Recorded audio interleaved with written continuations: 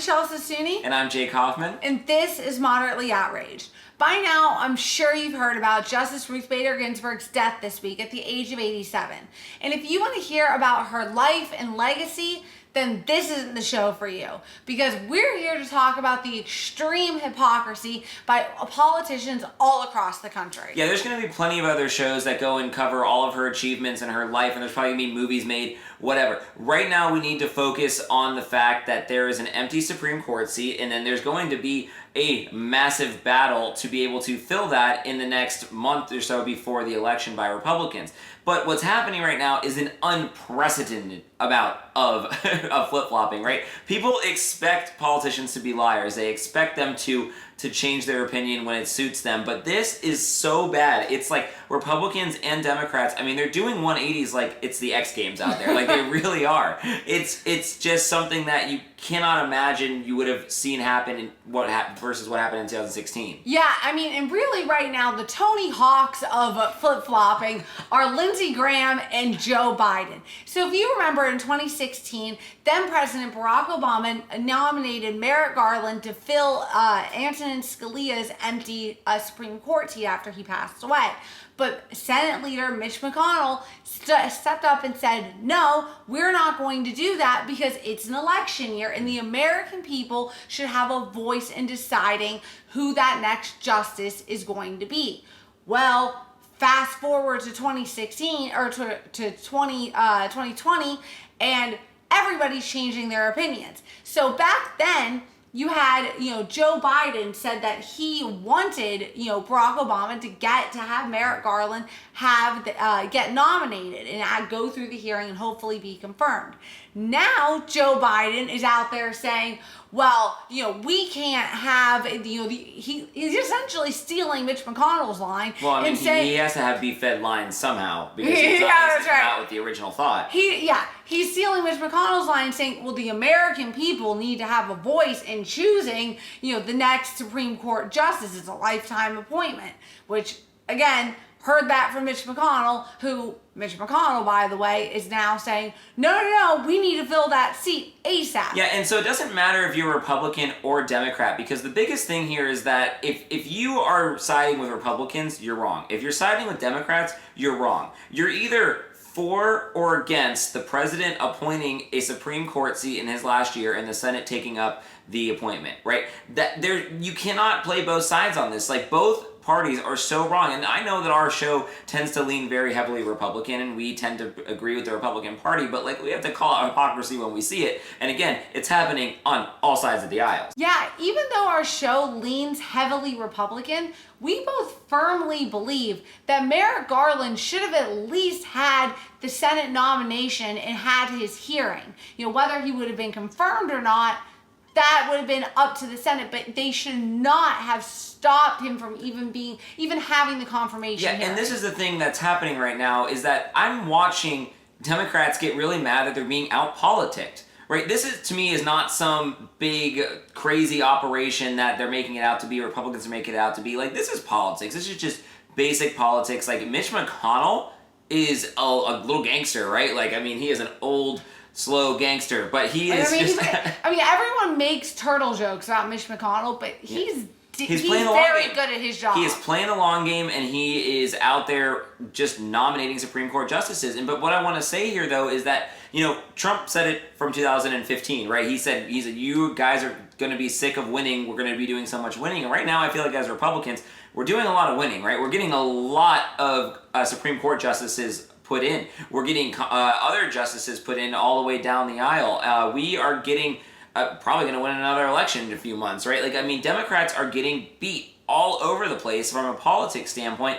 And right now, they're doing exactly what they always do, and that is try to change the rules. And that's just what happens when you start losing in different ways, right? The Constitution says we need to have an electoral college. They go, no, we don't need an electoral college because we're getting more votes this other way, right? The Supreme Court nominations, they shouldn't be done in a lifetime appointment. We should change it so it's not a lifetime appointment. Maybe we should add some more justices to the bench.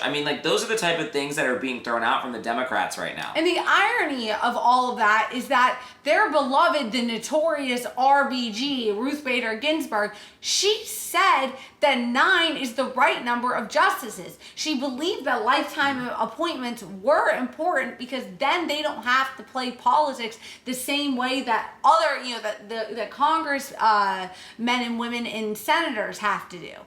So their beloved RBG said the very things that they now are going, no, we don't need all of that.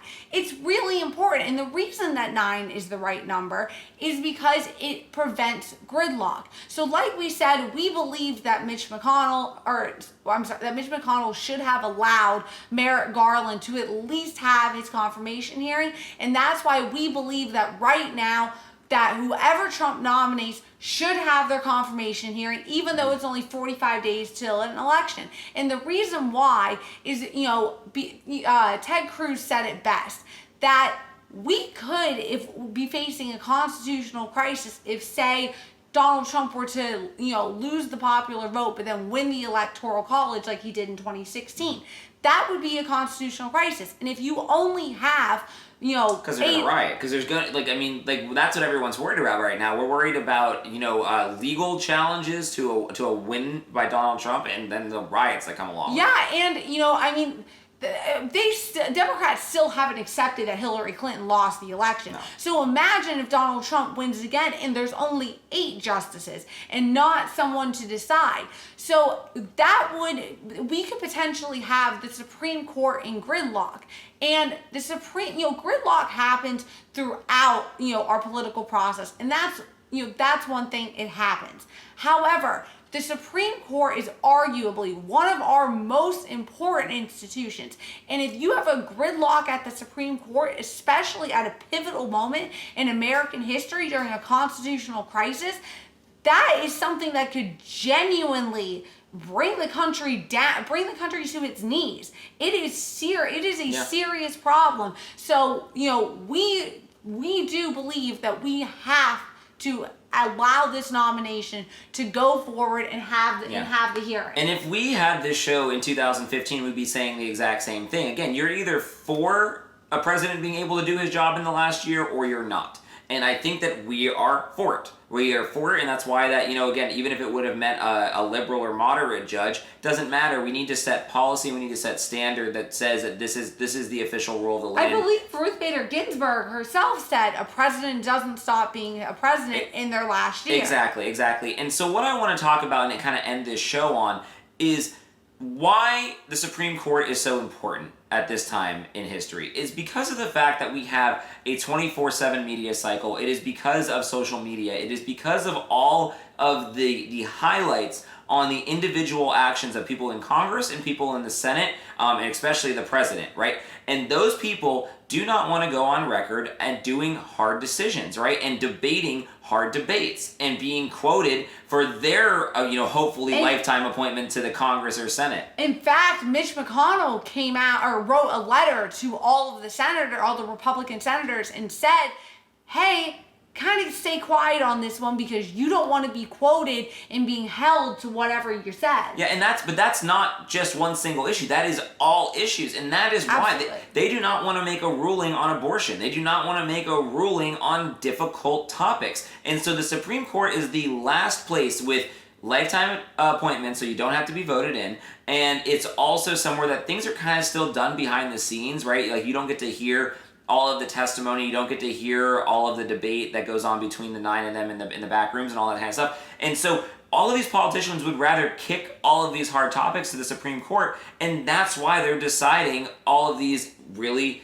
difficult conversations, and it's become so important to everybody.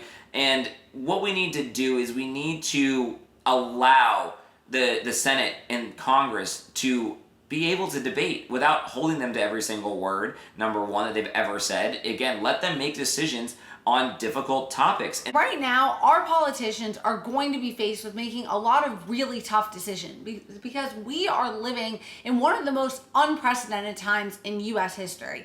I mean, it is not an understatement at all. I know people keep saying it, but it's not an understatement that this is easily the most important election of our lifetime that will shape the future of our nation for years and years to come, because there are so many progressives that want to push radical change to our country. So as conservatives, we need people on the bench who, will honor the Constitution as it is written. Yeah, and I want to give the credit to Peter Schiff because he said it best in a tweet today.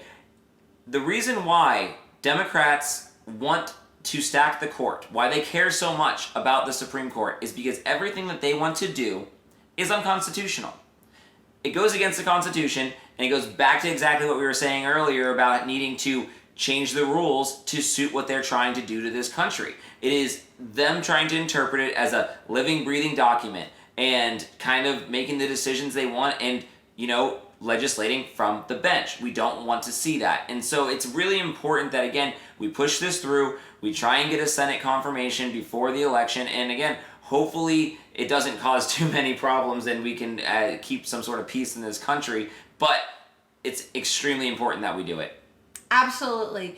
And if this episode made you moderately outraged, which I'm sure if you're a liberal, I'm sure it definitely did. But please leave a comment, share, subscribe. Thank you to BizPac Review and Conservative News Today for having us on their platform. We will see you next week.